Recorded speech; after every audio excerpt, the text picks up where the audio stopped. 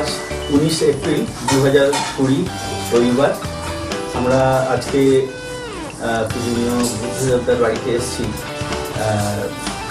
কিছু প্রশ্ন নিয়ে। আজকে আলোচ্য বিষয়ে আমরা রেখেছি বর্তমান পারিবারিক জীবনে ধর্মের ভূমিকা। আসলে ধর্ম নিয়ে মানুষের মধ্যে অনেক ভুল ধারণা আছে, তার বাস্তব প্রয়োজনীয়তা কতটা সেগুলো তারা মানুষে জানে না, এবং যারা জানেন তারাও কতটা জানেন সেই বিষয়েও বহু প্রশ্ন আছে। আজকে বৈজ্ঞানিক যুগে, বিজ্ঞানের যুগে ধর্মের উপযোগিতা, প্রয়োজনীয়তা কতটা সেই বিষয়ে প্রচুর প্রশ্ন ওঠে। শিক্ষিত সমাজ, বর্তমান আধুনিক সমাজ ধর্মের অস্তিত্বকেই অস্বীকার করেন। তো সেই পরিপ্রেক্ষিতে আমরা যে পারিবারিক মানুষ, সামাজিক জীব, সেই ক্ষেত্রে ধর্মের উপযোগিতা কী এবং পারিবারিক জীবনের সাফল্যের চাবিকাঠি কী, সেই সব বিষয় নিয়ে আমরা আলোচনা করতে পূজনীয় দাদার বাড়িতে এসেছি। তো ওনার কাছে আমরা এই প্রশ্নগুলো রাখবো। তো দাদা, আমরা সেই প্রসঙ্গেই আসি, যে প্রশ্ন নিয়ে আমরা এসেছি। বর্তমান আমরা যে পারিবারিক জীবন আমরা অতিবাহিত করছি, সেই ক্ষেত্রে ধর্মের ভূমিকাটা কী, বা ধর্মের আদৌ কোনো ভূমিকা আছে নাকি? আমরা তো সবাই পারিবারিক জীব এবং একটা সফলতার সাথে পারিবারিক জীবনে আমরা এগোতে চাই, আনন্দে থাকতে চাই, বাড়ির সবাই ভালো থাকুক, উন্নতি করে আমরা সবাই চাই। সেই ক্ষেত্রে ধর্মের কোনো ভূমিকা আছে নাকি এবং পারিবারিক জীবনের উদ্দেশ্যটাই বা কি, এই বিষয়ে আপনি কি মনে করেন? প্রশ্ন খুব জটিল প্রশ্ন এবং উত্তরবোধ ব্যাপক উত্তর হওয়া উচিত। ধর্ম বিষয়টাই এত বৃহৎ এবং ব্যাপক যে কোন একটা পার্টিকুলার গণ্ডির মধ্যে এটাকে আবদ্ধ করে ভাবা কি তার উত্তর দেওয়া খুব মুশকিল আছে। আমাদের কাছে বললাম যে ঠাকুরের কথা বারবার এসে যায়, যার আলোকে আমরা আলোচনা করতে এসেছি। তার একটা উক্তি আছে আলোচনা প্রসঙ্গে কোন একটি খণ্ডতে, যদুর মোলা 13 খণ্ডতে আছে। তিনি কথায় কথায় ভক্তদের সাথে কথা বলছেন এক জায়গায়, আপনারা একটা এভারলাস্টিং টর্চ পেয়ে গেছেন, যদি ঠিকমতো ব্যবহার করতে পারেন, বিয়ন্ড মে বি অ্যাচিভড। একটা চিরন্তনী আলোক বর্তিকা আপনাদের সামনে আছে, এসে গেছে, আপনারা পেয়েছেন। যদি তাকে ঠিকমতো ব্যবহার করতে পারেন, তাহলে যা পাননি কখনো তাও পেতে পারেন, যা অবান্তর মনে হচ্ছে তাও আপনাদের সামনে বাস্তবে দেখা যেতে পারে। মোটামুটি মানেটাই।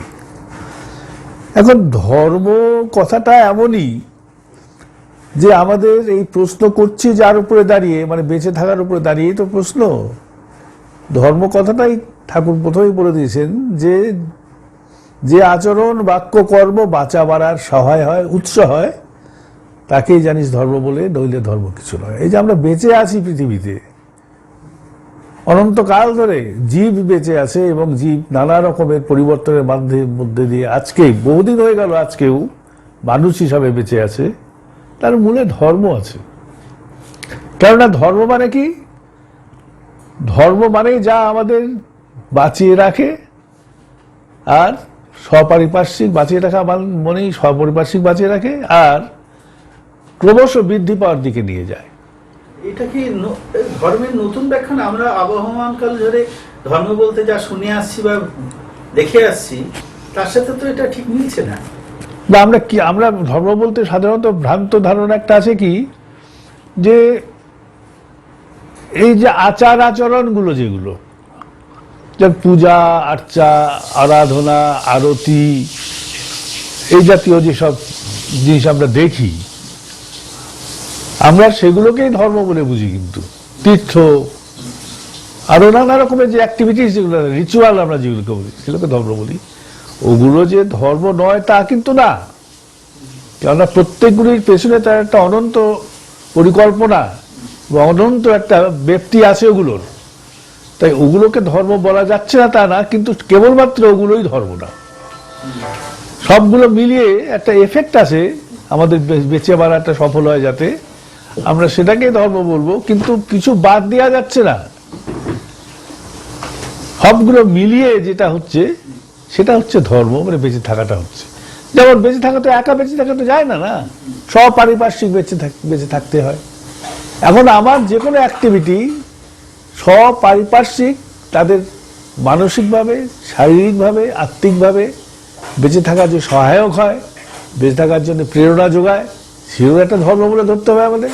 আমি একটুখানি প্রসঙ্গ থেকে সরে আসি যে এই ধর্ম বলতে যেমন আমরা যেটা দেখি যে এই ধর্ম নিয়ে ভেদাভেদ, ধর্ম নিয়ে সাম্প্রদায়িক দাঙ্গা, ধর্ম নিয়ে হানাহানি, তো এখন আধুনিক মানুষ, অধিকাংশ মানুষই এই কথা বলতে আরম্ভ করেছে যে যত সমস্যার কারণ এই ধর্ম, অর্থাৎ ধর্মটাই মনে হয় প্রয়োজনীয়তা শেষ হয়ে গেছে, ধর্মের প্রয়োজনীয়তা।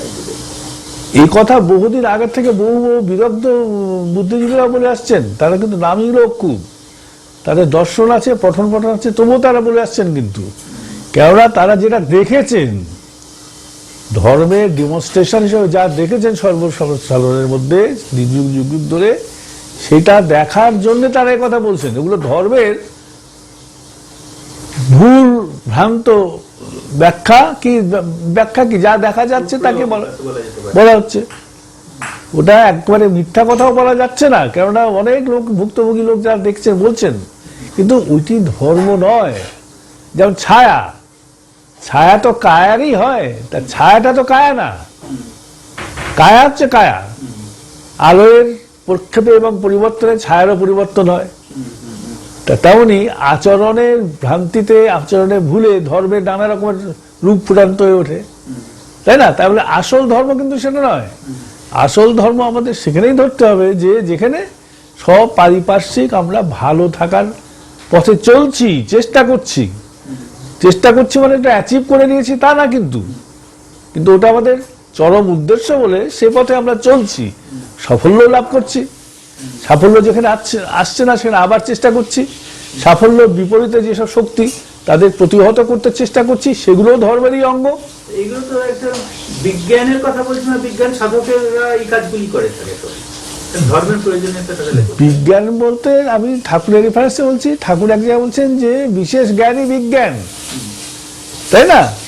তো কোনো একটা অজানা জিনিসকে জানতে এবং আরো বেশি করে জানতে, পুঙ্খানুপুঙ্খ জানতে, নবনব উদ্ভাবনীর মধ্যে দিয়ে যে করা যে জ্ঞান আমরা অর্জন করি, সেটাকে বিজ্ঞান বলে, তাই না? তাই দেখা যাচ্ছে বেঁচে থাকা এবং বৃদ্ধি পাওয়ার আকাঙ্ক্ষাই বিজ্ঞানকে আবাহন করে। ধর্মবিজ্ঞান এক হয়ে যাচ্ছে। ধর্মবিজ্ঞান এক না হলে বলা যায় যে বিজ্ঞানটা ধর্মেরই একটা শাখা এবং ধর্মটা আরো বেশি ব্যাপক, তাই না? ধর্মের কেন্দ্রীভূত দৃষ্টি কি চিন্তাই বিজ্ঞানকে আবাহন করলো। কারণ উদ্দেশ্য কি? যেমন ম্যালেরিয়াতে বহু লোক মারা যাচ্ছিল, মানুষে মরতে চায় না, একজন ম্যালেরিয়ার ওষুধ বার করে ফেললো খুঁজে বিজ্ঞান সাধনায়। তা সেটা কি হলো? মানুষে বাঁচতে পারলো, অসুখের সাথে যুদ্ধ করতে শিখলো। এই যে ব্যাপারটা, সেটাকে ধর্ম বাদ দিয়ে তো নয়, তাই না?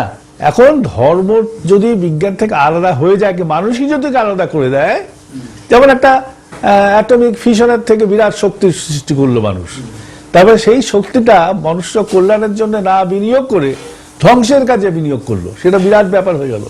সেটা তো বিজ্ঞানের দোষ হলো না, মানুষের ধর্ম চেতনার অভাবের জন্য এটা হলো। তাই প্রথমে মানুষকে ধার্মিক হতে হবে। তাই ঠাকুর হ্যাঁ, নিশ্চয়ই বাঁচিয়ে বাঁচার কথা এবং ক্রমশ আরো ভালো করে বাঁচার কথা, তাই না?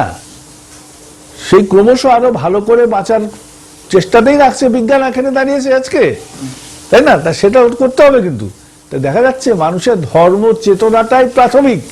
সেই ধর্ম চেতনা যদি সুস্থ হয়, তাহলে বিজ্ঞান চেতনাও সুস্থ হয় এবং তাতে মানুষের মঙ্গল হয়। তা না হলে বিজ্ঞানের অপপ্রয়োগে মানুষের ক্ষতিও হয়, অনেক কিছু দেখা যাচ্ছে। কিন্তু তখন মানে আরো ক্লিয়ারলি বলতে গেলে কি, আরো খুলে বলতে গেলে ধর্ম চেতনা মানে মানুষের মধ্যে যে বৃদ্ধি পাওয়া এবং বেঁচে থাকার চেতনার অবক্ষয় যখন হবে, তখন বিজ্ঞানের অপব্যবহার হবে, সবকিছুরই অপব্যবহার হবে। জ্ঞানের অপব্যবহার হবে, তারপরে বিশেষ জ্ঞানের অপব্যবহার হবে, সেটাই বিজ্ঞান। কেন হলো না? তার ধর্ম চেতনা কি ধর্মবোধ কলঙ্কিত হয়ে আছে, তাই না? তাই নিজস্ব ভাবধারা কি নিজস্ব আইডিয়ার উপরে দাঁড়িয়ে ধর্মবোধটা মুশকিল আছে। তাই শ্রী ঠাকুর বলেন ধর্ম মূর্ত হয় আদর্শে। তেমন একজন ব্যক্তি, তেমন একজন ইভলভ ব্যক্তি যার নিজের জীবন দিয়ে তিনি বুঝেছেন মানুষের জীবনটা কত প্রিয় এবং তার জন্য কি কি করণীয় আরো ভালো করে থাকার জন্য। তখন এসে যাচ্ছে নানা রকমের ফ্যাকাল্টি, কোনো একটা জায়গা থেমে থাকা যাচ্ছে না। কিন্তু এই জিনিসটা হচ্ছে বিজ্ঞান আর ধর্মের মেলবন্ধন, কখনো বিরোধ নেই। কিন্তু যারা যে কোনো একটাকে আধা বুঝেছে তারা বিভেদ করছে, কিন্তু যারা খণ্ডিত বিজ্ঞানকে বুঝেছে তারা ভাবছে ধর্মটা বাজে জিনিস, যারা খণ্ডিত ধর্মকে চিনছে তারা বলছে বিজ্ঞান ছাড়া ধর্ম পঙ্গু। কিন্তু বিজ্ঞানকে ধর্মই খুঁজে বার করেছে, ধর্মই বিজ্ঞানকে ধরে রাখছে যদি ধর্ম ধরে রাখা হয়। কেননা ধরে রাখা মানে মানুষের জন্য ধরে রাখা, তাই না? ধ্বংসের জন্য যদি হয় তাহলে সেটা তো হলো না, জিনিসটা হলো না, হলো কিন্তু শয়তানের বিজ্ঞান হলো। এখানে আরেকটা বিষয় যখন প্রসঙ্গ এসে গেল ধর্ম বিজ্ঞানের সম্পর্ক নিয়ে, এখানে আরেকটা বিষয় যেখানে মানে তথাকথিত ধর্ম বলতে যাবো যায় এবং বিজ্ঞান বলতে যাবো যায়, যে দুজনের দুটো স্কুল অফ থট এভাবে দেখে, সেখানে একটা বিরাট ফারাক থেকে যাচ্ছে ঈশ্বরের অস্তিত্ব নিয়ে। ধর্ম মানে সেখানে একটা স্বীকার করে নেওয়া যে ঈশ্বরের আমার মনে হয় এবং তার একটা প্রভাব এবং তার একটা নিয়ন্ত্রক বলে কেউ আছে, এটা ধর্ম বিশ্বাসী মানুষরা এটা মানে। আর বিজ্ঞান ঠিক তার উল্টো, সেরকম কোন ঈশ্বরের অস্তিত্বকে স্বীকারই করে না এবং কোন নিয়ন্ত্রক বা নিয়ন্ত্রণ কর্তা বলে কেউ আছে এটাকে বিজ্ঞান মানে না বা বিজ্ঞানে প্রমাণিত নয়। এখানে আরেকটা তো ধর্ম আর বিজ্ঞানের মধ্যে সংঘাতের সৃষ্টি হওয়ার সম্ভাবনা হয়ে গেল। ঘটনা কি, অযথা যখন মানুষ যে কোনো জিনিস নিয়ে মাথা ঘামায়, প্রয়োজনটা কোনটা না বুঝে, তখন এসব ঝামেলা হয়। শ্রী ঠাকুর এরা তো এভারলাস্টিং টর্চের কথা বলছিলাম না, যিনি প্রথমে বলেছেন যে ঈশ্বরকে তুই নাই বা মানিস, অস্তিত্বকে মানিস। তো যে লোকটা ঈশ্বরকে মানে না সে যদি জলে ডুবে যায় তখন কি করবে? বাঁচার চেষ্টা করবে। যে লোকটা ঈশ্বরকে মানে না তার সন্তান যদি জলে ডুবে যায় সে কি করবে? সে ঈশ্বর ঈশ্বর বলে ঝামেলা করবে না তার সন্তানকে বাঁচাবে? তো অস্তিত্বটাই আসল কথা। ঈশ্বর কথা মানে একটা নিরাকার, আগেও বলেছি আমি অনেককেই, যে নিরাকার একটা দেখা যায় না সেই ঈশ্বরের কথা ঠাকুর বলছেন না। ঈশ্বর মানেই হচ্ছে মাস্টারি, আধিপত্য। নতুন ব্যাখ্যা, এরকম যে কোনো যুগান্তকারী ব্যাখ্যা নতুন হয়। ইলেকট্রনিক্স যখন কনসেপশন ছিল না, তখন যখন আসলো প্রথম সবাই নতুন ব্যাখ্যা বললো। পরম্পরাগত ঈশ্বরের ধারণার সাথে পরম্পরাগত ঈশ্বরের ধারণা এই যে তখন ছিল অনুভূতির দ্বারা জ্ঞান, এখন হচ্ছে বই পড়া জ্ঞান, মেশিনারি জ্ঞান, তাই জন্য কনফ্লিক্ট হচ্ছে। বরাবরই ঠাকুর বলছেন ঐশ্বর্য কি, ঈশ্বরত্ব মানে কি? অ্যাকুইজিশন, অ্যাকোয়ার্ড, যেটা অ্যাকোয়ার্ড করেছি আমরা। ঐশ্বরিক শক্তি মানে হচ্ছে কি অ্যাকুইজিশন, আমরা যেটা করেছি। তারপরে করে বলে জেনে বুঝে অভ্যাস করে যার পরে আমরা মাস্টারি হয়েছে, সেটা হচ্ছে ঈশ্বরত্ব, তাই না? সেটা যে কোনো হতে হবে, তাহলে তো হবে না। না, যেমন অ্যালফাবেট শিখলাম, কিছু শিখতাম না, এখন অ্যালফাবেট শিখলাম, এইবার অ্যালফাবেট দিয়ে সেন্টেন্স লেখা শিখে গেলাম। এই যে মাস্টারিটা হলো, এটাই কিন্তু ঈশ্বরত্ব। একটা কথা প্রায় সৎসঙ্গতে বলা হয় আর্য অফ এক্সিস্টেন্সের অস্তিত্ব রক্ষণীয় আবেগ, এই ব্যাপারটা তাহলে কি? এই ব্যাপারটা কি বলে দিতে হবে নাকি মানুষের? একটা ডুবন্ত মানুষকে দেখলে কিছু বোঝা যাবে না, ডুবতেও হবে না। নিজের গায়ে একটা দেশলাইয়ের আগুন একটু ছ্যাঁকা লাগালে কি বোঝা যাবে না যে না থাকার থেকে সবসময় আমরা কনসিয়াসলি কতটা দূরে থাকতে চাই? তো এটাই হলো আর্জ অফ এক্সিস্টেন্স, আমি থাকতে চাই। এখানে কিন্তু তাই ঠাকুর একটা ভীষণ ভালো কথা বলেছেন কিন্তু বাণীতে। তিনি বলছেন যে যেমনতরই হোক না যে জন, অস্তিত্ববোধ সবারই এক, যে যেমনতরই হোক। আমি ধর্ম নিয়ে বলছি, ধর্ম হিন্দু, মুসলমান, খ্রিস্টান হতে পারে, আমেরিকা, চীন, জাপান, রাষ্ট্রীয় যে কোনো রাজ্যের হতে পারে। ঠাকুর যে কথা বলছেন সৎসঙ্গ চায় মানুষ, সে বোঝে না রাশিয়া, বোঝে না আমেরিকা, বোঝে না চায়না, বলছেন তো। তা যেমনতরই হোক না যে জন, নিগ্র হতে পারে, বাঙালি হতে পারে, কাশ্মীরি হতে পারে, নো ম্যাটার, যেমনতরই হোক না যে জন, অস্তিত্ববোধ সবারই এক। বেঁচে থাকার আবেগটা, ব্যাপারটা কি, এটা কিন্তু সবারই এক। অস্থি দাঁড়িয়ে নিয়ে নিপুণ চোখে যে চেয়ে দেখ, এই অস্তিত্বটার উপরে দাঁড়া, তুই নিজের অস্তিত্ব দিয়েই দাঁড়া এবং তাকে দেখে ক্লিনফুলি তুই অবজার্ভ কর ব্যাপারটা কি। এটা তো যে কোনো মানে যাদের একটু হিউম্যানিটি বোধ আছে মানবতা বোধ আছে, সেই তো এইরকমই দেখতে চাইবে। হিউম্যানিটি বোধটা আমি বলছি না, আমি আরো ক্লিয়ারলি যাদের অস্তিত্ব বোধ আছে, অস্তিত্ব বোধ আছে, যারা মানুষের নিজের আত্মীয়কে হয়তো ভালো না বাসে, পোষা কুকুরকে ভালোবাসে কিনা, কেন ভালোবাসে? কুকুরটাকে ভালোবাসে নিজের অস্তিত্ব দিয়ে, তাই না? তেমনি এই নিজের অস্তিত্ব বোধটা যত ব্যক্তি লাভ করে, তত সে অজানাকে জেনে, অজ্ঞানতাকে দূর করে, জানাটাকে আয়ত্ত করে বেঁচে থাকার এবং বৃদ্ধি পাওয়াটাকে আরো বেশি অ্যাক্সিলারেট করতে চায়, তাই না? এই যে বিভিন্ন ধর্মমত বলতে যেগুলো বুঝি, সবাই কি এই কথা কি বলে তারা? এই যে ইসলাম বলুন, খ্রিস্টানিটি বলুন, আমার তো মনে হয়, হ্যাঁ, যতটুকু ঠাকুরের বইয়ের মাধ্যমে জানা আছে সকলে বলে। এই জিনিসগুলোর উদ্ভাবক যারা, যারা নিজের অস্তিত্ব দিয়ে, নিজের অনুভব দিয়ে অস্তিত্ব ব্যাপারটা বোধ করেছেন, সে অবতার আমরা যাদের বলি, যারা ঈশ্বরের প্রতীকও বলি, ঈশ্বরের অবতার যাদের বলা হয়, যাদের মধ্যে মনে করেন তাদের মধ্যে পূর্ণ মাস্টারিটা যাদের মধ্যে আছে আর কি, পূর্ণ আধিপত্য সব জিনিসের যার মধ্যে আছে, তারা সবাই এই কথা বলেন। তারা কখনো বিভেদের কথা বলেন না, কিন্তু বিভেদের কথা তারাই বলে যারা এই মানুষের অজ্ঞানতাটাকে মানে ইউটিলাইজ করে নিজেদের প্রতিষ্ঠা করতে চায়, তারাই বলে। তাই অরিজিনাল যেখানে আছে, ঠাকুর তাই বলছেন একটা ভীষণ ভালো কথা এই যুগে, সেটা আমরা এখন দেখলে এখনো বুঝতে পারবো যে মানুষের কি বলছে, ধর্ম সঞ্চারক যারা, সবচেয়ে দুঃখের ব্যাপার সেটাই হয় যখন ধর্ম সঞ্চারক যারা ও ধর্ম রক্ষক যারা, তারা মানুষের অজ্ঞানতার সুযোগ নিয়ে নিজেদের স্বার্থ সিদ্ধির অসিলায় ধর্মের মধ্যে অবৈধ নূতনত্ব ঢুকিয়ে মানুষের অজ্ঞতার সুযোগে নষ্ট করে, তাই না? তাই মানুষকে বেশি করে শিক্ষা দিতে হয় মূল তত্ত্ব সম্বন্ধে। তা দাঁড়ালো কি, যেমন একটা কথা বলছিলাম, ইসলামের কথা বলি, তো এখন জানা যাচ্ছে, বহুদিন শোনা যাচ্ছে যে একটা কনভার্সন ব্যাপার আছে ইসলামের মধ্যে, আছে খ্রিস্টানদের মধ্যেও আছে।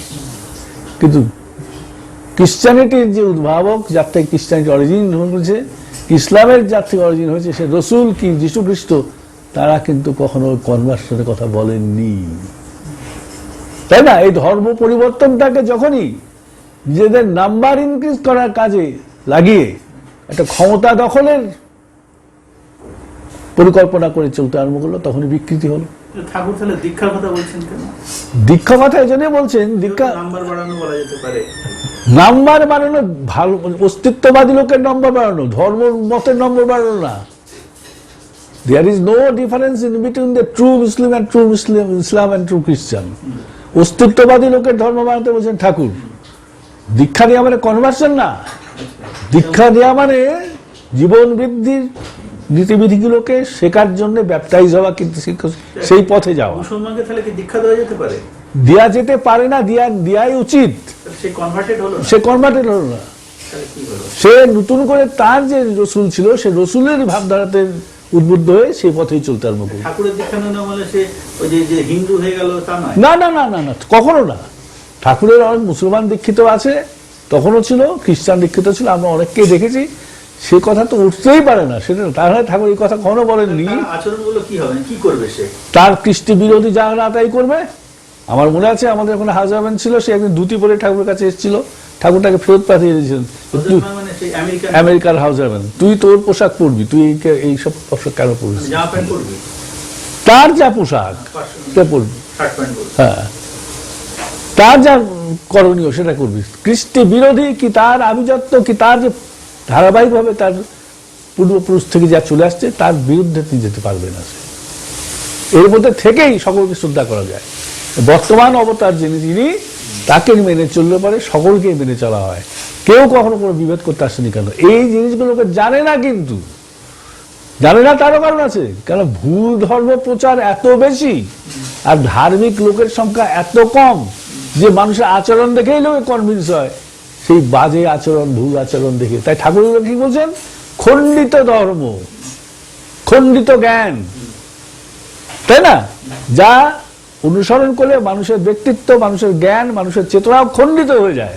সে তখন একটা কাঁচ ভাঙা আয়নার সামনে দাঁড়িয়ে যেমন টুকরো টুকরো নিজেকে দেখায়, তেমন দেখে। ঘটনা হচ্ছে ঠাকুরের কমন আইডিওলজি বলছে, যেখানে সমস্ত ধর্মমত এক হতে পারে, সপ্তাহে পঞ্চবী এগুলো কি বলতে চাইছেন?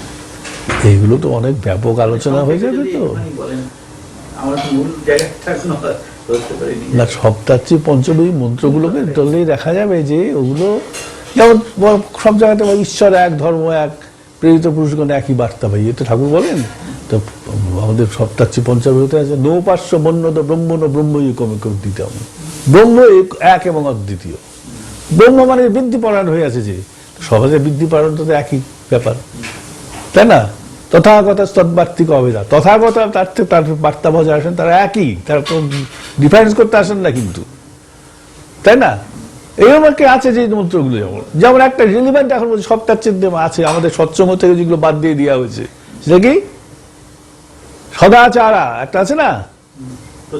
হ্যাঁ, কেটে গেল ভাবটা ওটাকে, যে সদাচার পালনটা নিত্যং পালনীয়।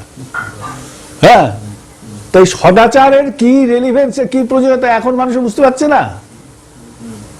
এই বর্তমান মহামারীর সময়তে সে সদাচার পালনের জন্য রেডিওতে, টিভিতে, সব জায়গাতে অ্যাডভার্টাইজে বলা হচ্ছে, যেটা মানুষের নাতুদের নর্মাল হয়ে যাওয়া উচিত ছিল, তাই না? মানুষের নিজের উদারতার অজুহাতে সেটাকে ফর্গো করে দিয়ে এখন আবার নতুন করে হাত ধোয়া শিখছে, তাই না? তাই এরকম করে মানুষের অজ্ঞানতা, মানুষের অহংকার নিজেকে এমন ভাবে এক্লিপস করে রাখে যে সে আসল জিনিসটা দেখতে পায় না। কিন্তু সেখানে দরকার হয় ওই প্রেরিত পুরুষ কি নর্মাল একজন মানুষের, যারা এটা কিন্তু তথাকথিত শিক্ষা দেওয়া হয় না, কিন্তু এটা অনুভব দেওয়া হয় কিন্তু, তাই না? তাই এই পঞ্চগৌরী সপ্তাহী হলো ফান্ডামেন্টাল কিছু রুল, যেগুলো পৃথিবীর সমস্ত মানুষকে ইউনাইটেড করতে পারে এবং করে রেখেছেও। অন্য ধর্মমতের লোকেরা এটা মেনে নেওয়ার মতন সদাচার পালন করতে হবে, এটা কি ধর্মমত না বিজ্ঞান মত? সাধারণ কি সাধারণ কি অভ্যাস, বিজ্ঞান মত। বিজ্ঞান মত বলতে অসুবিধা নেই তো, তাহলে ধর্ম আর বিজ্ঞান তো একই হয়ে যাচ্ছে তাহলে, তাই না? তো এরকম করে সবগুলোর ব্যাখ্যা করে দেখা যাবে যে জিনিসটা সকলের জন্য, এই সারা পৃথিবীর মানুষগুলোকে কম্পার্টমেন্টালাইজ করে ভাগ করার জন্য নয়, বরং সকলকে ইউনাইটেড করে একসাথে কোঅপারেটিভ রকমের জন্য বাঁচা বাড়ানো যায়, যা ঠাকুর বাড়িতে বলেছেন যে বিশ্ব রাষ্ট্র সমবায়, বলেননি সেই জিনিসটা আর কি। তাই তিনি কি বলছেন, সৎসঙ্গ চায় মানুষ, সে বোঝে না হিন্দু, বোঝে না মুসলমান, বোঝে না জৈন, বোঝে না খ্রিস্টান, সে বোঝে না রাশিয়া আমেরিকা, চায় না, সকলের নামে সে একই অদ্বিতীয় নামে সে চায় মানুষ। তার মানে কি, এখানে আবার আলোচনা করেছিলাম এক সময় যে সৎসঙ্গ means it is not a particular institution. এই সৎসঙ্গ মানে জীবন বৃদ্ধির আন্দোলন, যেটা এই আচার আচরণের আন্দোলন, যেটা সে মানুষ চায়, culture of being and becoming. কেননা মানুষ কেন চায়, সকলে যদি একসাথে না করে তাহলে জিনিসটা কি কিন্তু বেঁচে যাবে না। কিন্তু ইনফেক্টেড যারা এর মধ্যে থাকবে তার ইনফেকশন ছড়াবে, অন্যরকম ভাবে বলছি। তাই প্রত্যেকে এর মধ্যে এসে এদিকে যোগদান করে একই রকম ভাবে, ঠাকুর তাই বলেছে আমাদের আহ্বানে যে আমরা প্রার্থনা করতাম একসময়, আমরা করি, অনেকে করে না, একই মন্ত্রে একই মননে। তুমি তো জানো সেটা না? তার মানে কি, বেঁচে থাকতে হবে, বেঁচে থাকবো, সকল দিনে বেঁচে থাকবো, এই মনন যেন সবসময় করছি, এই প্র্যাকটিসটা যেন সবসময় করছি, এইটাই বলে আন্দোলন। আমরা তো ধর্মতত্ত্ব নিয়েই মূলত এখন আলোচনাগুলো করলাম, কিন্তু আমাদের যে বিষয়ে প্রসঙ্গ আমরা কথা বলতে সেখান থেকে কিছুটা আমরা অন্য প্রসঙ্গেই আমরা আলোচনাগুলো করছিলাম। যে প্রথম প্রশ্নটা ছিল যে আমরা তো সাধারণ সামাজিক জীব, পারিবারিক মানুষ মূলত, তো পারিবারিক জীবনে ধর্মের ভূমিকা এবং বিশেষ করে এখন যে বিভিন্ন জায়গায় যে সব সমীক্ষা টমীক্ষা ইত্যাদি আসছে, তাতে দেখা যাচ্ছে সমস্যার গোড়াতে এই পারিবারিক জীবনের যে অমিল, সেইটা কিন্তু বহু সমস্যার কারণ হয়ে দাঁড়াচ্ছে। এই পারিবারিক জীবনেতে ধর্মের ভূমিকা এবং পারিবারিক জীবনের যে উদ্দেশ্যই বা কি, সেখানে ধর্মর কি রোল হতে পারে, কি ভূমিকা থাকতে পারে, আপনি ব্যাখ্যা দিলেন। না, একটা কারেকশন আগে করা উচিত। ধর্ম তত্ত্ব নিয়ে আমরা বলছিলাম, ব্যাপারটা একটুখানি কারেক্ট করতে হবে। তত্ত্ব মানে ঠাকুর বলছেন তাহাত্ম, তাই তো? তাহাত্ম মানে তার মধ্যে কি কি আছে, কি কি নিয়ে তিনি ধর্মের মধ্যে কি কি আছে, দ্য হোল থিং অফ ধর্ম, এটা হচ্ছে ধর্মতত্ত্ব, তাই না? তো ধর্মতত্ত্বের মধ্যে সারা পৃথিবীর জীবন তত্ত্ব আছে তো, আর সারা পৃথিবীর জীবন তত্ত্বের মধ্যে কি আছে? পারিবারিক তত্ত্ব আছে। সারা পৃথিবীর বিরাট একটা সংসারকে কনসিভ করা কঠিন, তাই আমরা একটা টুকরো টুকরো করে ভাবার চেষ্টা করি। ধরি যদি ঠাকুর যেমন বলছেন, ব্যক্তি, দম্পতি, গৃহ, সমাজ, রাষ্ট্র। রাষ্ট্র কি? অজস্র সমাজের সমষ্টি। এমন করে করে কি ব্যক্তির, দম্পতিরা কি সমাজের সমষ্টি, তাই না? তারও একটা ধর্ম আছে। কিন্তু যেখানে যাই ধর্ম থাক, আবার সে ধর্ম অস্থি দ্বারা দাঁড়িয়ে নিয়ে নিপুণ চোখে বলা যায়, তাই দেখতে হবে কি সব জায়গাতে একটা ফ্যাক্টরি আছে ফান্ডামেন্টাল, সেটা কি? Live and let live, practice the culture of being and becoming, and let other also practice. তুমি করো এবং সকলেই যেন করো, এটাই আছে, এছাড়া কিছু নাই কিন্তু, তাই না? যেমন আমরা চান করছি, তো একটা সহজ উদাহরণ দিলাম, এখনই মাথায় আসছে। চান করছি তো, চান করার সময় কেউ চান করি, চান করাটাকে কি বলি আমরা? সারা গায়ে ধোয়া বলা যায়, তাই না? সারা কি করি? আলাদা আলাদা অঙ্গ প্রত্যঙ্গগুলো আলাদা আলাদা করে ঘষি, করে না? লোকে করে কিনা? হাত এটা করলো, ওটা করলো, পা করলো, পিঠ করলো, এরকম হয়তো ব্যাপারটা। তেমনই সারা পৃথিবীর লোককে মার্জনা একসাথে করতে সম্ভব না বলে পরিবারের মধ্যে ছোট ছোট কম্পার্টমেন্টে করছি। ব্যক্তিরও হচ্ছে, ব্যক্তিও দীক্ষিত, ব্যক্তিও নিজের মার্জনা করছে, দম্পতিও দীক্ষিত, তারাও করছে। এটা যখন ছোট একটা পেরিফেরির মধ্যে থাকছে, আমরা সেটা পরিবার বলছি, সেটা বড় ছোট যাই হতে পারে, কিন্তু মূল জিনিসটা একই। কিন্তু সেই পরিবারের বিগিনিং যদি আরেকটু বড় হতে হতে হতে হতে হতে বিশ্ব পরিবার যে আমরা বলি, যে কথা ভারতীয় শাস্ত্র বলা হচ্ছে একসময়, যে বসুধৈব কুটুম্বকম, সমস্ত পৃথিবীটাই আমাদের পরিবার। আমাদের অ্যানসিয়েন্ট কালচারটা, ইন্ডিয়ান কালচারটা অরমণীয় ছিল কিন্তু, তাই না? তার মানে কি এই দীক্ষায় দীক্ষিত হয়ে এই অনুশাসনগুলো নিজস্ব রকমের প্রত্যেকটা বাড়িতে অনুশীলন তৎপর হয়ে থাকা এবং সকলকে নিয়ে অনুশীলন করা, এটাই হচ্ছে ব্যাপার। পরিবারের মধ্যে যেটা থাকে তাহলে পরিবারটা ঠিক থাকবে, ডেভিয়েশন হল বলে ঠিক থাকবে না। এখন মানুষ যে অনুসরণটা করে, কি দিয়ে করে? প্রথমে মানসিক ভাবে করে, মানসিক থট, মনের চিন্তা, মনন ভাবনা, এই করবো তাই ভেবে আর করে। এবং করতে গেলে দুজনের মধ্যে একটা কোঅপারেশন লাগে, কারণ মানুষ তো একা থাকে না, তাই না? তাই সমভাবাপন্ন মানুষ যদি একসাথে হয় সুবিধা হয়, তাহলে কষ্ট করেও করতে হবে, কিন্তু সুবিধা হয় কি? পরিবার মানে কি? হাজব্যান্ড ওয়াইফ, স্বামী স্ত্রী। যখনই সমভাবাপন্ন স্বামী স্ত্রী হলো না, তখনই কনফ্লিক্ট হবে। কিন্তু তো দুজনের বৈশিষ্ট্য আলাদা, দুটো পরিবার থেকে এসছে, তার কালচার আলাদা, তার শিক্ষাগত ব্যাকগ্রাউন্ড যেটা সেটা আলাদা, তার টেস্ট আলাদা, সেটা এক জায়গায় কি করে? সেটার জন্য তো আগে ছিল খোঁজ, যতটা সম্ভব খুঁজে, সেরকম যেন মিল হয় সেরকম ভাবে দেখে, যতটা সম্ভব দেখে মিল করা। তারপরে এডুকেশনের, শিক্ষারও এমন একটা ছিল স্ট্যান্ডার্ড যে অ্যাডজাস্ট যেন করতে পারি আমরা। মিলবাদে কোটো টাকলা মতো একেবারে তো বন্ধ হয়ে যাবে না, কিন্তু একে অন্যকে মেনে নেওয়া, মানবিক গুণটা থাকে যার জন্য, সহ্য, ধৈর্য, ভালোবাসা, প্রেম, ত্যাগ স্বীকার, দোষ না দেখা, এইসব আরো যা সব আছে, এগুলো সব মিলিয়ে যতটা সম্ভব কাছাকাছি আসা যায়, এরকম ভাবে ম্যাচিং হতো। সে ম্যাচিং এক্সপার্ট ছিল তখন, সেই জন্য তাদের বলা ঘটক, তাই না? সেই ঘটকেরা বিয়ে ফিয়ে দিত, এখন তো অবসোলেট হয়ে গেছে সেই সব, আমরা করে দিয়েছি অবসোলেট, তাই না? সেই অবস্থাতে দেখা যেত কি অনেকটা মিল থাকতো, গন্ডগোল ফন্ডগোল যে হচ্ছিল হতো না তা না, কিন্তু রিঅ্যাডজাস্টমেন্ট সবসময় হতে পারতো। একবার মতো পট করে ক্র্যাক হয়ে আলাদা হয়ে গেল, ছাড়াছাড়ি হয়ে গেল, এদিকেও গেল ওদিকেও গেল, সন্তানদেরও গেল, এরকম ছিল না। কিন্তু হয়তো দু একটা হতে পারে, খুবই রেয়ার কেস, কিন্তু বেটারমেন্টের দিকে বেশি ছিল। কেননা একটা গভর্নিং ফোর্স থাকতো, দীক্ষার অনুশীলন, গুরুজনদের প্রতি ভক্তি শ্রদ্ধা, সমাজ প্রতিটা ছিল, এল্ডারদের শাসন ছিল, এগুলো সব ছিল তখন। মানে এটাকে অনেকে অন্যভাবে ব্যাখ্যা করে, আমি এটা জানতে চাই যে এখন যেহেতু ছেলে মেয়ে উভয়ই শিক্ষাগত মান অনেক বেড়ে গেছে, আর্থিকভাবে অনেক স্বাধীন হয়ে গেছে, আগে সেই স্বাধীনতা ছিল না বলে এই কষ্ট কিন্তু পার্থক্য ছিল, কিন্তু তারা বাধ্য হয়ে মেনে নিত। এখন যেহেতু আর্থিকভাবে স্বাধীন, অতএব সেইগুলো মানে না, অতএব মুহূর্তের মধ্যে বিচ্ছিন্ন হয়ে যায়, আমি আমার মতো, তুমি তোমার মতন দেখে নাও। ঠিক আছে, ভালো কথা। আবার শিক্ষাগত দিক দিয়ে যে ডিগ্রি, তো মানুষ অনেক বেশি শিক্ষিত, আমরা শিক্ষা বলতে যা বুঝি, ছেলে মেয়ে উভয়ই শিক্ষা লাভ করছে, তো সেখানে তো তাদের বৌদ্ধিক বিকাশ অনেক বেশি হওয়ার কথা, এখানে তো অ্যাডজাস্টমেন্ট ভালো হওয়ার কথা।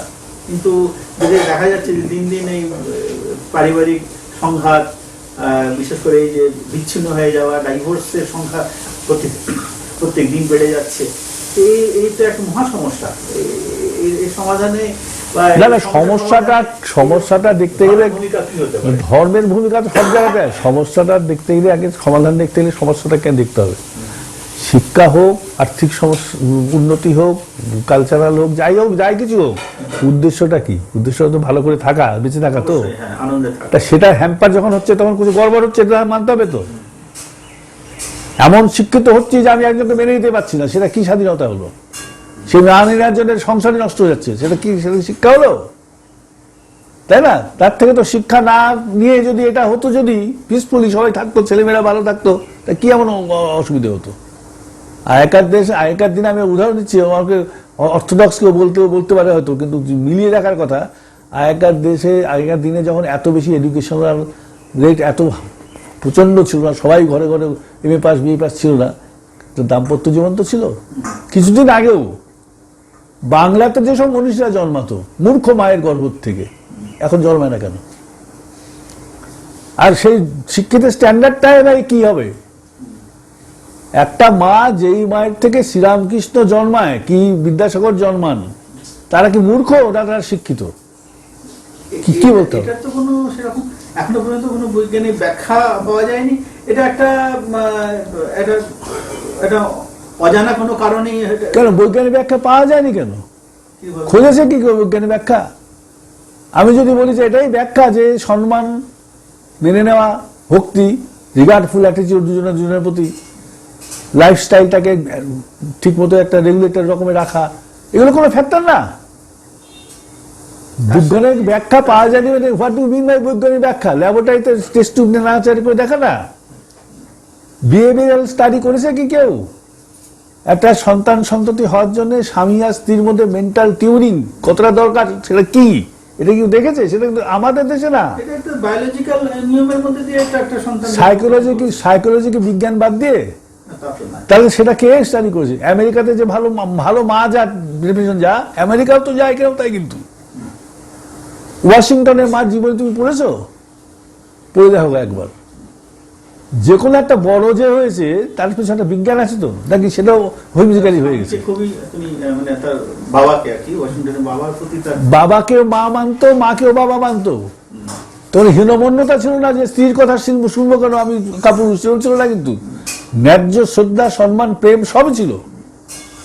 এরকম কখনো ছিল না একতরফা, যা এখন যা দেখা যায় যে স্ত্রীকে কেন মানবো, এটা হচ্ছে ক্লীবলিঙ্গদের কথা, নপুংসকদের কথা। যদি তেমনই হয়, তা শ্রীরামচন্দ্রকে যারা আমরা পুরুষোত্তম বলা হয়, সে একটা বইয়ের জন্য সারা জীবন জঙ্গলে যখন ঘুরে এলো, তাকে লোকে পূজা করতে কেন? তাকে যদি কোনো বউ পাগলা কি বললেই স্তৈনত কেন বলে না তাকে? আবার আমাদের শাস্ত্রে স্বামীকে দেবতা জ্ঞানে মানা, পুজো করা। দেবতা জ্ঞানে মানে না, দেবতা মানে দীপ্তি। আজকের দিনে কেন মানবে না?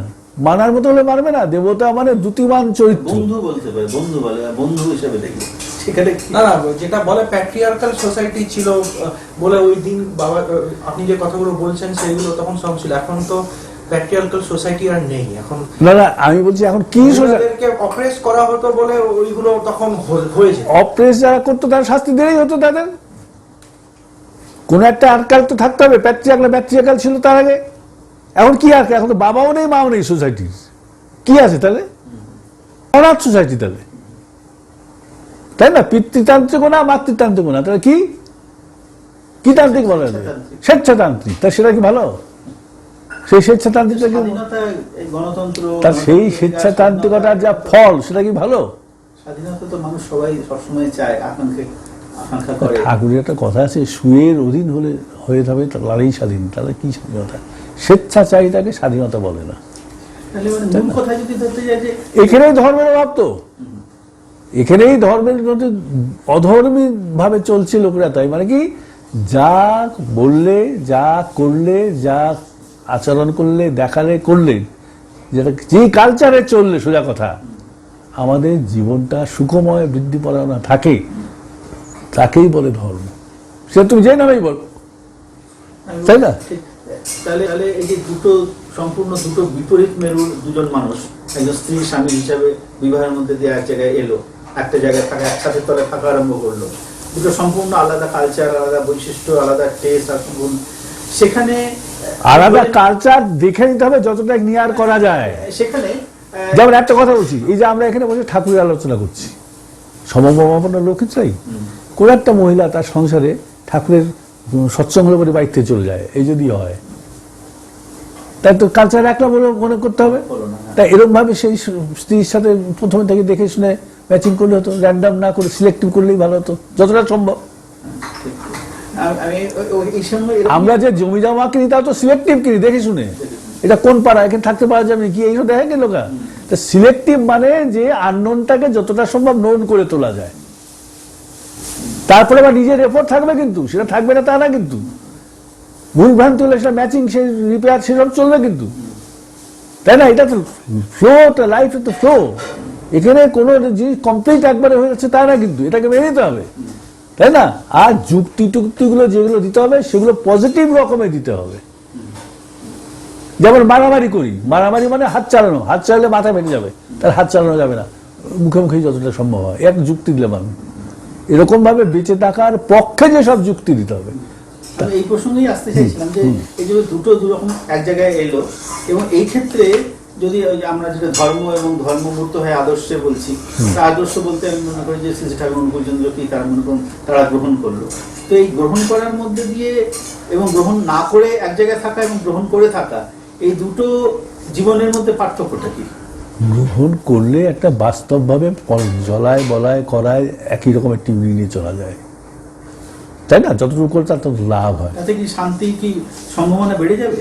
অনন্তভাবে সম্ভাবনা বেড়ে যাবে, শান্তির সম্ভাবনা বেড়ে যাবে, অশান্তি রিপেয়ার করার ক্ষমতাও বেড়ে যাবে, দুটোই হবে। কেন, তোমার উদ্দেশ্যটা কি? অস্থি দ্বারা দাঁড়িয়ে নিয়ে, তাই না? থাকাটা কি করে ভালো হবে, ওটাই তোমার রিভিউ করতে হবে। এটা তো সব অবস্থায় মানুষ চায়, সব তো চাই, তো হয়তো করে উঠতে পারে না, তার আবার চেষ্টা করতে হয়। এই গ্রহণ করার মধ্যে দিয়ে করাটা কতখানি, গ্রহণ করার মানেই হলো কি, যে আমি তোমাকে গ্রহণ করলাম একটা মডেল হিসাবে, তোমার যে ডেমনস্ট্রেশন গুলো আমার কাজে লাগে, তোমার যে প্রিন্সিপাল দেওয়া আছে, তোমার যে ইনস্ট্রাকশন যেগুলো দেওয়া আছে। যেমন আমি একটা সাধারণ কথা বলছি, ঠাকুরের একটা বাণী আছে, যথেষ্ট বাণী আছে। একটা বাণী তিনি কি বলছেন, পিতা মাতায় ঝগড়া করে ছেলে পুলে রাখে, গোল্লায়ের এই সদর দ্বারে বাচ্চাগুলো রাখে। এটা কে না জানে, কিন্তু সমস্ত সংসারে পিতা মাতাতে ঝগড়া হয়।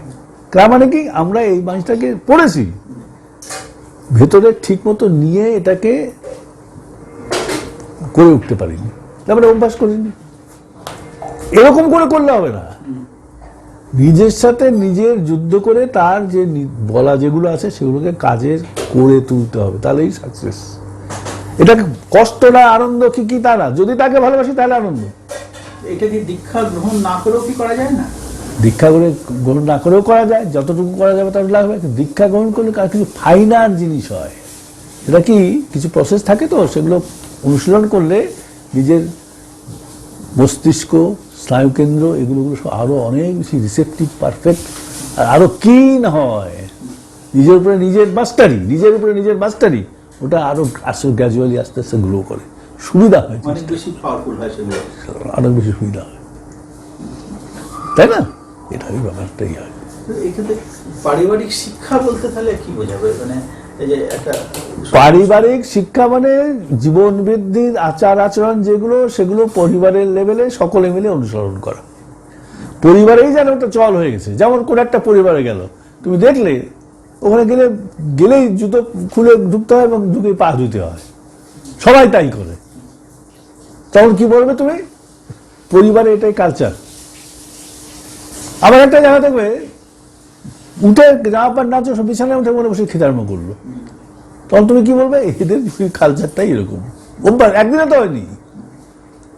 তা এই যে সদাচার পরায়ণতা, এই মানসিক, শারীরিক এবং আধ্যাত্মিক সদাচার যে আচার আচরণ, সেগুলো নিয়ে চলা যেটা এস্টাবলিশ হয়ে গেছে পরিবারে, সেটাকে আমরা কি বলছি, পারিবারিক কালচার। গুরুজনদের শ্রদ্ধা করা, অনেক ক্ষেত্রে যেমন আমরা ভূমিষ্ঠ হয়ে প্রণাম টনাম করি শ্রেষ্ঠজনদের, গুরুজনদের, এইসব এইসব আগেকার জিনিস, এসব করার কি দরকার? এটা করলে কি শ্রদ্ধা হয়ে যাবে? নাহলে কি শ্রদ্ধা করা যায় না? মনে মনে শ্রদ্ধা করা যায় না? এরকম প্রশ্ন ওঠে আর কি। তো মনে মনে খেলেই হয়, পেট ভরে যাবে কি? সৎ কথাটা মানেই হচ্ছে সত্য। শ্রদ্ধা করে শ্রদ্ধা, তো সৎ মানে সত্য, সত্য মানে অসধাতু, অসধাতু মানে অস্তিত্ব। যে আচার আচরণ করলে আমার অস্তিত্বর পরিপোষণই হবে, সেটাই হচ্ছে শ্রদ্ধা। তো এই যে আচার আচরণগুলো, বাইরের যে ভাব, বাইরের যে পশ্চারগুলো, সেগুলো করলে ভেতরটাও উজ্জীবিত হয়। তারা আর কি মিলিটারিতে প্যান্ট ট্যাট করে, সাবধান করে, খটখট খটখট করে ওগুলো তুলে দিত তো, তাই না? বাইরের আচার আচরণগুলো না থাকলে আস্তে আস্তে ভেতরের ভাবগুলো শুকিয়ে যাচ্ছে। ঠিকই, করা, ভাবার, বলার কম্বিনেশন দরকার হয়, সেটাই অনুশীলন। যে কোনো একটা যদি ক্রিপেলড হয়ে যায়, তাহলে ধীরে ধীরে ধীরে ধীরে ইনকমপ্লিটনেসের দিকে আমরা যাই। তাই সমস্ত এই যে কালচার চলে আসছিল, গুরুজনদের শ্রদ্ধা করা, তাদের কথা মেনে নেওয়া, আগে তো আরো অনেক বেশি ছিল, তাদের সামনে জোরে কথা না বলা, তাদের রোজ কিছু প্র্যাকটিক্যাল সেবা করা, এগুলো ছিল না, আগে ছিল। এগুলো তুলে দেওয়ার পরে আস্তে আস্তে আস্তে আস্তে তুলে দেওয়া মানে আমরা ছেড়ে দেওয়ার পরে আমাদের পরিবারগুলো অনেক বেশি ভঙ্গুর হয়ে যায় নাকি, অনেক বেশি ডিস্টারবেন্স হয়ে যায় নাকি। মেনে নেওয়ার কালচার, যে যেমন স্ত্রীকে স্বামী মেনে, স্বামীকে স্ত্রী মেনে, যে স্বামী হিসেবে মেনে নিলাম, এই মেনে নেব কেন, এই জায়গাটি তো এখন সবচেয়ে বেশি প্রশ্ন, মেনে নেবো কেন? আমি স্ত্রী, সে যে আমিও তাই, আমি কি কম রোজগার করি? আর মেনে নেবে তো দুজন শিক্ষিত নাকি, তোকে ওই দেবতা ওই সব গানে। দেবতা মানে কি আইডল মতন বলা হচ্ছে? দেবতা মানে তাকে শ্রদ্ধা করতে হবে, তার থেকে কুछ কম নই না, এইটা মনে হয় মানে ঝামেলা আছে, দুজনের রকম আছে কিন্তু। তাহলে তো ম্যাচিংই না তো। এও যদি হয়তো তারা বহুদিন ধরে পরিচয় করেই বিবাহ করেছে, তখন খুব ম্যাচিং মনে হয়েছিল, ঠিক আছে, এরপর তাদের জীবনটা দেখো কোন যায়। এটা কি মানে, এর কি এর দাওয়াইটা কি, মানে এর দাওয়াইটা হচ্ছে আনকালচার লোক, তাদের কালচার করতে হবে। না, ম্যাচিংটা তো বিবাহের দিক দিয়ে, কিন্তু সে না হয় বিবাহ ওরকম দুটো আনম্যাচিং লোকের মধ্যে হলো না, কিন্তু এরকম অহংকারী লোক সমাজে তো থেকে যাচ্ছে, সেটার উপায়টা কি? ওরা নিজের অন্যান্য লেভেলে ওরা ধ্বংস করবে। অহংকারী লোকের উপায় কি? অহংটাকে সাবলিমেট করা। অহংকারী তাকেই বলে যে অন্যের অহংকে সম্মান করে না। তাই ঠাকুরের একটা বাণী আছে না, সেদিনকে বলেছিলাম আমি কাকে, যে ইতর অহং বলে, তাই অহং যখন অহং করে, অন্য করে বিমলিন, ইতর রঙিল অহং বলে জানিস তারে নিত্যদিন। যে অন্যের অহংকে আঘাত করে, কি মান দেয় না, কি সম্মান দেয় না, সে হচ্ছে অহংকার, ইতর অহং। এটাই হলো সমস্ত ঝামেলার উৎস। যথাযথ মান্যতা যদি আমি সবাইকে দিই, আমি যেটা চাই, আমিও তো চাই, তাই আমি না দিলে আমি পাবো কোথা থেকে? কিন্তু আমাদের তথাকথিত মডার্ন এডুকেশন তো আমাদের এইটাই শেখাচ্ছে, না মানা বা সারেন্ডার না করে, আইডিয়াল বলে কেউ হয় না। যেমন কেমিস্ট্রিতে আইডিয়াল গ্যাস হয় না, ওরকম লাইফে কোনো আইডিয়াল হতে পারে না। না, আইডিয়াল মানে আইডিয়াটা যার মধ্যে মেটেরিয়ালাইজড করে আছে, সেই আইডিয়াল তো, তাই না? তো আইডিয়াল যদি আমি যার কাছে পড়ছি, যার কাছে অ্যাজ এ টিচার, সেও তো আমার কাছে একটা আইডিয়ালই হয়ে দাঁড়াচ্ছে না, তাই না? অন্তত পক্ষে কেমিস্ট্রি আইডিয়াল হয়ে যাচ্ছে, হ্যাঁ, জীবনের আইডিয়াল নাও হয় যদি। তো আমি যদি মেনে না নিই বলি, যদি এই যে মেনে নেব না যে আমার ভাবটা, এটাও তো আমার ভেতরে ভাব একটা, আমি তাকে তো মেনে নিচ্ছি, তাই না? তাই মেনে না নিয়ে আমি থাকতে পারি না। এই যে ঠাকুর যে বলেন যে যোগাবেগ বলে একটা ব্যাপার আছে, যুক্ত হওয়ার আবেগ, সেটা ছাড়া কেউ থাকতে পারে না। তেমনই আমার মধ্যে যে যুক্ত হওয়ার আবেগ, কত ভাব আছে আমার মধ্যে, তার সাথে আমি কোনো একটা ভাবের সাথে যুক্ত হতেই হবে আমাকে, তাহলে তো আমি থাকতে পারি না। মেনে নেওয়ার আবেগ, তার সাথে যুক্ত হচ্ছি, বেটার। মেনে নেব না, ওই আবেগে যুক্ত হচ্ছি ভালো না। এখন আমি বড় হয়ে গেছি, আমি নিজেকে খুব সেলফ সাফিসিয়েন্ট মনে করছি, তাই আমি ভাবছি মেনে নেব না, মানবো না। আমি যখন জন্মালাম তখন কি আমার মধ্যে ডিস্ট্রিবিউশন ছিল যে মানবো না? মানতেই হবে তো, মানে না মানে সেটা হবে না।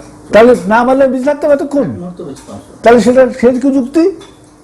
তার মানে আমি বেঁচে থাকার জন্য যা যা প্রয়োজনীয় পেয়ে গেছি আকাশ থেকে এক সময়, এখন আমি আর কাউকে মানবো না।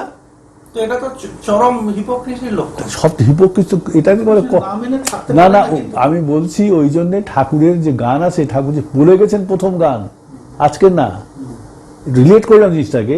কি বলেছেন গানটাতে? ছাড়রে মন কপট চাতুরি, এই যে ডুপ্লিসিটি এটা ছাড়ো। কপট মানে কি, বলা এবং করা যখন আলাদা হয়ে যায় তখন সে কি হয়, ইনসিনসিয়ার হয়, তাই না? তাই কপট চাতুরি ছাড়ো যদি, তাহলে হরিকে পেতেও পারো। এই যে ডুপ্লিসিটি কথা বলছে, যে সত্যি তো, যার উপরে দাঁড়িয়ে আমার বেঁচে থাকাটা প্লিন্থ পেয়ে গেল, এখন আমি আর মানতে চাই না কাউকে। কথা ঠিক কিনা? তাই না? তার মানে আমার মধ্যে আমার যে কমপ্লেক্স গুলো এত বেশি উচ্ছৃঙ্খল, ওরা যখন যাচ্ছে তাই করতে চায়। ওটা যদি মেটেরিয়াল মানে একটা অবয়ব নিয়ে কি একটা চেহারা নিয়ে যদি করতো, ওটাকে আমরা কি বলতাম? ভূতের নৃত্য। ভূতের নৃত্য কিন্তু হচ্ছে, মানুষই ভূতের মতো নৃত্য করে বেড়াচ্ছে, কিন্তু আমরা ওদের ভূত বলতে পারছি না, মানুষই বলতে হচ্ছে। কিন্তু ওরা মানুষ না, ওরা কি আনঅ্যাডজাস্টেড কমপ্লেক্সের এক একজন এক একটা রূপ। আমরা সবাই তাই। এই আনঅ্যাডজাস্টেড কমপ্লেক্সকে অ্যাডজাস্ট করার মানে প্রধান উপায় হলো তাদেরকে ওই ধর্ম না, ভূত দিয়ে যখন বলছি তখন ভূত দিয়ে শোনো, ভূতকে বাঘ বানানোর একমাত্র উপায় হচ্ছে ওঝা। ওঝা কিন্তু ভূতকে জিজ্ঞাসা করে না তুমি কি চাও, কি করবে তোমার জন্য, ও যা করার তাই করে। ঝাঁটাও পিটাতে পারে, মশলা ফসলা কি গরম করেও দিতে পারে। ভূতের পছন্দ মতো কি হবে তা ওঝা ভূতকে জিজ্ঞেস করতে যায় না। রূপক হিসেবে যদি উপায় ধরো তেমনই ভূতগ্রস্ত মানুষের সাথে কি ব্যবহার করতে হবে, সেই ইষ্ট যা বলবে তাই সেটা। ও আমাদের পছন্দ মতো হবে না, কিন্তু যদি হয় তাহলে সেটা ধর ওই মানুষটাকে রিয়েলাইজ করতে হবে যে আমি পেশেন্ট হয়ে এসেছি, ডাক্তার যা বলবে না না, হ্যাঁ সেই তো রিয়ালাইজ করতেই হবে। যদি রিয়ালাইজ নাও করতে হয় প্রথমে, যদি জোরে জোরে জবরদস্তি নিজের জোরে মানে জবরদস্তি মানে কি জোর করেও যদি করা যায়, তাহলে আস্তে আস্তে রিয়ালাইজ হয়। অভ্যাস করতে হবে। হ্যাঁ, এখানে ওষুধের কেমিক্যাল কনফিগারেশন না জেনেও যদি ওষুধ খাওয়া যায়, তাহলে কিন্তু জ্বর সারে। একদম তো ওষুধটা খাবে তো একটা মিনিমাম তার প্রতি রিগার্ড, অন্তত বিশ্বাস তো থাকতেই হবে। নিজের এই প্রতি- লোকটা অন্তত আমার ভালো চাই, বা ডাক্তারের প্রতি বিশ্বাস যদি নাও থাকে, নিজের জীবনের প্রতি যদি মায়া থাকে, অস্তিত্ববোধ, তার নিয়ে করলেও হয়। তাহলে করতে যখন মানুষ ডুবে যায় তখন কি বলে, কে আছো বাঁচাও, ভগবান বাঁচাও বলে না, নাও বলতে পারে, কিন্তু তার কি তো বাঁচাটাই প্রথম, কে বাঁচাবে সে সেকেন্ডারি। ওর মহাশত্রু এসে যদি বাঁচায়, তাহলে কেউ বাঁচবে তখন? তাই দেখো কথাটা কোথাও কবি ঠাকুর নিয়ে গেছেন, যেমন তরই হোক না যেমন, অস্তিত্ববোধ সবারই এক, অস্থি দ্বারায় দাঁড়িয়ে নিয়ে জীবনটাকে চেয়ে দেখ, তাহলে কোনোটাই বাদ পড়ছে না। কোনোটাই বাদ হচ্ছে না। তা এখন বলছো তো ঠাকুর কি বলছেন, সৎসঙ্গ আন্দোলন মানে অস্তিত্বের আন্দোলন। অস্তিত্বের আন্দোলন মানে কি, কিছু নীতিবিধির অনুশীলনের আন্দোলন, ভাবের আন্দোলন না। অস্তিত্ব রক্ষণী কিছু নীতিবিধির অনুশীলনের আন্দোলন, এবং ক্রমশ আরো চেতনা লাভ করে আরো বিবর্ধনের দিকে কি করে যাওয়া যায়, সেই বিজ্ঞান আবিষ্কার, তাই না? তাহলে পরে অমৃত পথে মানুষ যেতে পারবে। এখানে একটা খালি বাণী দিয়ে আপনাদের আজকে আলোচনা শেষ করে, যে বাণীটা এই পারিবারিক জীবনকে কেন্দ্র করে খুব পপুলার বাণী, পুরুষ মাঙে নারীর প্রণয়, নারী মাঙে টাকা, এমনি করে চলতে যাও বাঁচা বাড়ে ফাঁকা, যাচ্ছে একটা বাণী ঠাকুরের আছে। এটা কি বলতে চাইছেন? এটা কোনো সাবধান বাণী না না, সাবধান বাণীও বলা যেতে পারে, সাবধান বাণীও দিয়ে দেখিয়ে দেওয়া, তাও হতে পারে। ঠাকুরের বাণী তো নানা ডাইমেনশন থাকে। সবচেয়ে বড় কথা, উল্টো দিক দিয়ে বাণীটা দেখো, পুরুষ মাগে নারীর প্রণয়, নারী মাগে টাকা, এমন করেই চলতি জগৎ, বাঁচা বাড়ায় ফাঁকা। তার মানে টার্গেট কি মানুষের হওয়া উচিত? এখন তুমি আলোচনা করলাম বাঁচা বাড়া ফাঁকা।